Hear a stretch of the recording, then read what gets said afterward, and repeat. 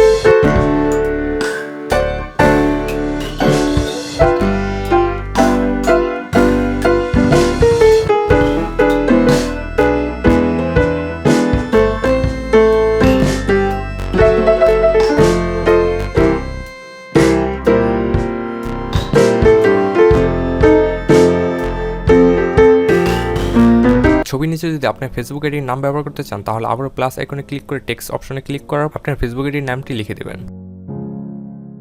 তারপর এটিকে ঠিক ছবির নিচে বসিয়ে দিবেন। এরপর এটির কালার চেঞ্জ করে নেবেন এবং ফন্ট বসিয়ে নেবেন। এখানে কাজ প্রায় শেষ। এখন আমরা এটিকে সেভ করব। সেভ করার জন্য আমরা অবশ্যই কাস্টম অপশনটিকে চেঞ্জ করে আলটা করে সেভ করব। দেন আমরা চলে যাব টিকটক অ্যাপে। টিকটক অ্যাপে যাওয়ার পরে এখানে নিচে থেকে যে প্লাস আইকনটি রয়েছে সেটিতে ক্লিক করব। এরপর এখানে টেমপ্লেট নামে একটি অপশন রয়েছে, এটিতে ক্লিক করার পর একটু সোয়াইপ করলেই আমরা ডাবল এক্সপোজার নামে একটি টেমপ্লেট পেয়ে যাব। এই যে এই টেমপ্লেটটি। তারপর এটিকে সিলেক্ট ফটোতে ক্লিক করব। এরপর টেমপ্লেটটি ডাউনলোড হবে। এরপর এখান থেকে আমরা প্রথমে ব্ল্যাক যে ইমেজটি তৈরি করেছিলাম সেটিকে সিলেক্ট করব। তারপর আমাদের স্ট্যাটাসের ইমেজটিকে সিলেক্ট করার পর ওকে করে দেব। তো দেখতেই পাচ্ছেন আমাদের স্ট্যাটাস ভিডিওটি তৈরি হয়ে গিয়েছে। এরপর এখান থেকে মিউজিক অ্যাড করার জন্য আমরা সাউন্ড অপশনে ক্লিক করব। সাউন্ড অপশনে ক্লিক করার পর টিকটকের মধ্যে যেই মিউজিকগুলো রয়েছে সেগুলো ব্যবহার করতে পারি, এবং আমরা ডাউনলোড করা মিউজিক ব্যবহার করতে চাইলে ওপরে মাই সাউন্ডে ক্লিক করব। সেখান থেকে আমাদের পছন্দ মতো যে কোনো একটি সাউন্ড ব্যবহার করে নেব। সো ভিউয়ার্স, আজকের ভিডিওটি এই পর্যন্তই। ভিডিওটি ভালো লাগলে অবশ্যই ভিডিওতে একটি লাইক দেবেন এবং কমেন্ট করে জানাবেন ভিডিওটি কেমন হয়েছে, এবং এটাও কমেন্ট করবেন যে পরবর্তীতে কী নিয়ে ভিডিও দেখতে চান।